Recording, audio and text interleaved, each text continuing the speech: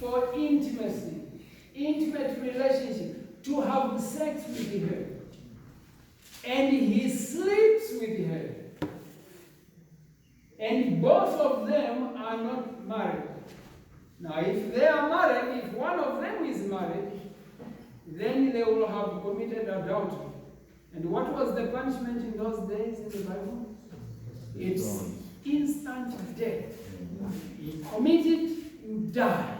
You don't live to commit another adultery. No, you die. That was the judgment of God.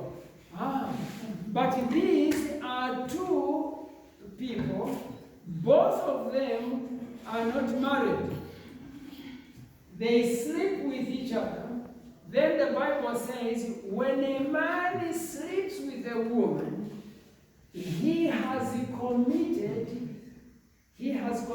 the marriage act. He has done the marriage deed, the marriage act. That is the only act that separates, that distinguishes, identifies the marriage.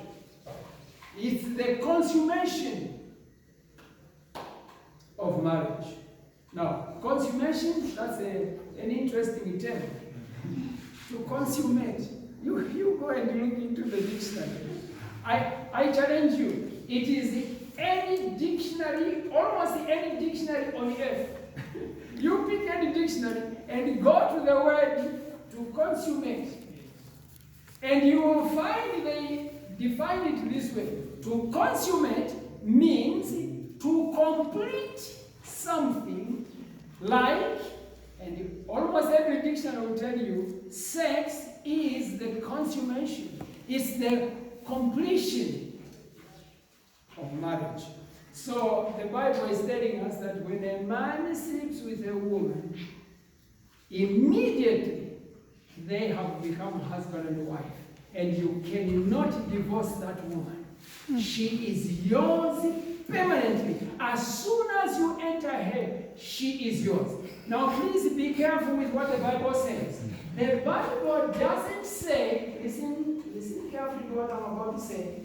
The Bible does not say, if you sleep with a woman so many times until you impregnate her, then she becomes your wife.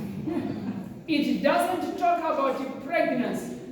In fact, do you need to sleep with a woman many times for her to become pregnant? No. It can be just one meeting at the right time. If it is the right time, she becomes pregnant. And then some people, they will say, because you have impregnated her, then she should become your wife. No. The Bible is not talking about pregnancy. It's talking about sex. It's talking about gula bila. Gula bila kuyo. That is a Tonga word. It's a Tonga word. It means just simply testing. You test once. There was a teacher. Now, I was telling you yesterday that I was working in Malawi. So during my work in Malawi, there was one teacher. He did the wrong thing. He slept with a certain lady and impregnated her. Then he was being tried now. And he said, I am not responsible. I am not the one. Me, I just tested. I just tested the pumpkin, and now they say I'm responsible. I am not responsible. Of course, he may not, biologically, he may not have been the one. But the people who were dealing with this case, they say, by saying what you have said, you have already admitted. So according to the Bible, it says, sleeping with a woman, she is your wife. But the point I want you to take from that verse is the last sentence.